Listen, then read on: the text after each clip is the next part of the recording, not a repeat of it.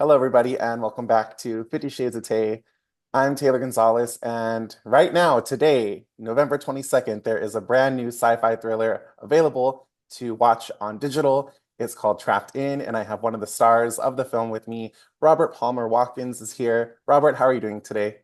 I'm so good. I'm so excited for this movie to come out in a couple of days. Thank you for having me on.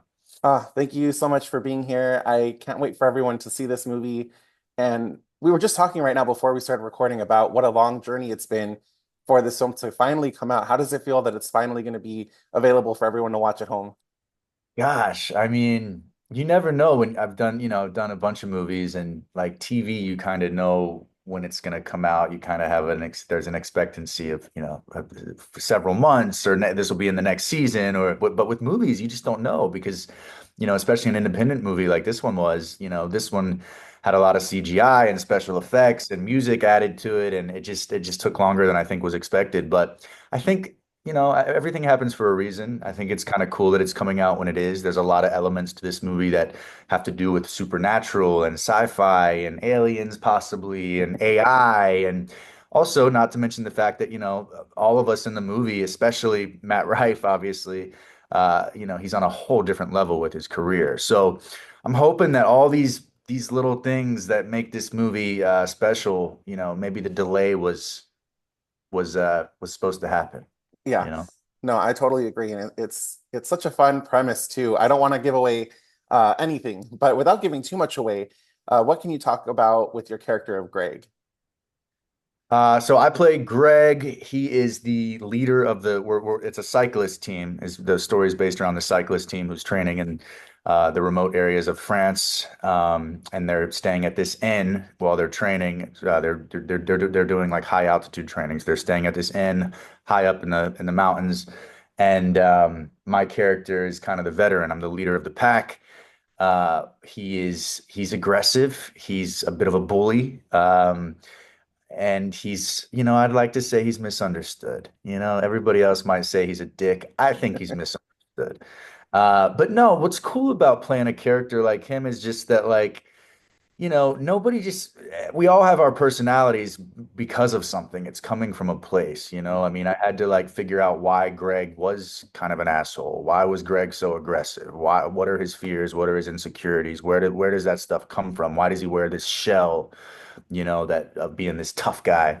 And what's cool about this story, and I don't want to give too much away, but these characters are thrown into such a like traumatic situation that they have no choice but to drop their walls and drop their shells and kind of band together to survive. And I think that's what I loved about playing Greg was just that, in the beginning of the story, he starts out as this kind of tough, mean alpha kind of douchebag, you know, but you kind of start to see him realize his own humanity Mhm. and humility and realizing that he's only got the people that are with him, and death is right around the corner. And you start to see him soften a little bit. I mean, he's never a teddy bear, let's be honest, but you start to see his true authentic self come forward. And I always just love playing a character that has an arc like that. So, Yeah, it was such a fun film. And something I just found out right now when I was talking to the director, Leah,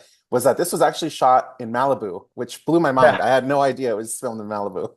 Yeah, good. Well, that's awesome. Yeah, she's traveled all over the world and she actually sponsors and owns a cycling team. So she's very well versed and, different areas and where they might train. And she happens to live in that area of Malibu. And she said when she was having the idea of the story, she was like, "Oh my God, this reminds me so much of the places that she's visited in France with her cycling team." And she's like, "This is perfect. I mean, this is the same environment, so we can totally cheat this." But yeah, it's Malibu. It's Malibu. Very cool. And then you guys also filmed this like right during COVID. What was that experience like of you were doing a movie about being, trapped, and then you were also in the real world, everything was shutting down and trapped as well. Yes. It was, yeah, the parallels were obviously there.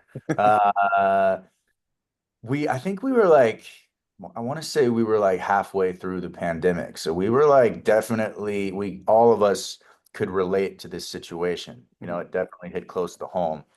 But what I think is cool about this one was that, you know, the audience and even myself, when I was reading the script, I was like, oh, I know where this is going. This is what we're living through. But it definitely shifts and changes Mm. into something completely different. So it's definitely a wild ride and it's unpredictable. And I don't think anybody who starts watching this movie can really predict where it's going to go. Yeah. But I think the feelings that the characters are having in the beginning, especially, are similar to what we all felt. You Mm. know, when we were all of a sudden told we had to stay home and couldn't go anywhere and everything was shut down and you were trapped with whoever you were living with. You know, Right. a lot of those things are were very similar to what we went through with COVID. Mm. No, I totally agree. Did you have a favorite memory from filming this? Like, was there like a bonding experience you had, or maybe one of the bike rides? Was there something that sticks out to you as like just something that you loved about making this? Hmm. The bike stuff was actually really fun. I remember the day we shot that. It was exhausting because we had to keep going back and down, back up and down the mountain. And then I had a scene where I actually crashed my bike. So that was a physically demanding day, but that was I just remember it was really fun because she incorporated a lot of the guys that were actually on her cycling team. So we actually got to wear like their uniforms and ride the actual bikes and have the actual gear. And we were talking to guys that, you know, they had never acted and we were giving them acting advice because they had a line or two here and there, and they're giving us, you know, advice on how to look like a real cyclist. So that was a really fun day because we got to bond with, you know, the actual team. And yeah, I think that was probably my favorite day. Oh, that's very cool. And then, like we said, we don't want to give away any of the twists and turns of this plot, but we will say that there's a sci-fi element to this film. So I was wondering what some of your favorite sci-fi films are. Ooh, man. Um, I would, I would probably, I don't know why this one just popped into my mind, but the movie Signs I loved with Mel Oh. Gibson. I Mm. guess that counts as sci-fi, right? I mean, it Yeah. was alien. So, um, I mean, the classics, Aliens, you know, is a great, Independence Day. Hmm. It, like, I'll never forget seeing that when I was like 11 years old with my dad, and I was just like blown away. There's a bunch of good ones. I don't know. I probably don't have as long of a list of sci-fi movies that I've seen. That wasn't like always my favorite go-to genre growing up, but I've definitely become more interested in it as I've gotten older, especially Mm. lately with all of the like stuff we're seeing in the news of the UFOs Oh, and yeah. so but yeah, those are a couple that I loved. Independence Day was top notch for me. Yeah, those are all great sci-fi movies. I love all of them so much.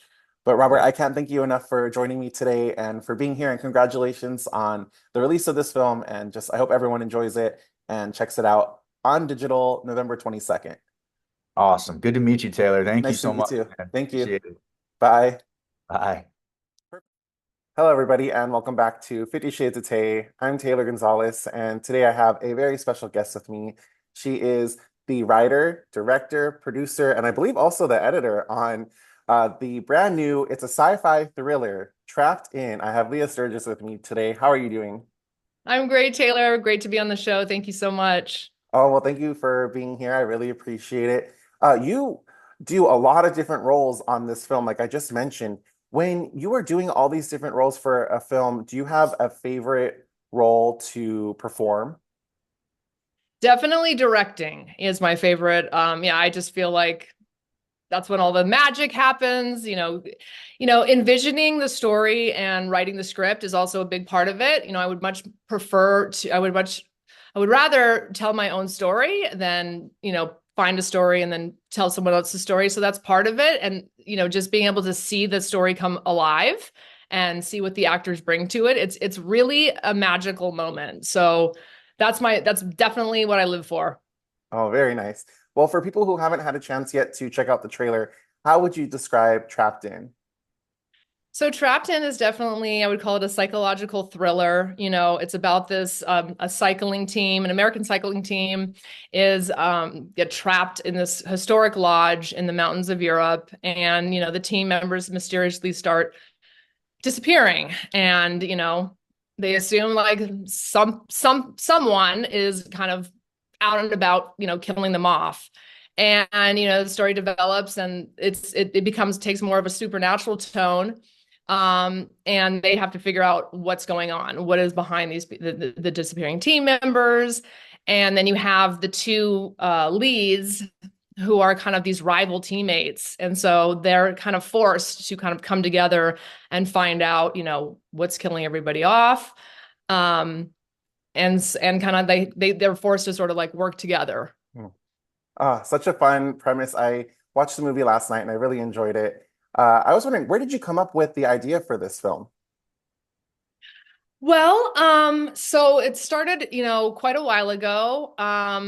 There's, and I don't want to reveal the ending, but just the fact I think a lot about just where we are, humanity is in terms of, all the crazy things that are going on in the world. And, I've looked back at history and these civilizations have kind of come and gone. And so I was like, what would happen if some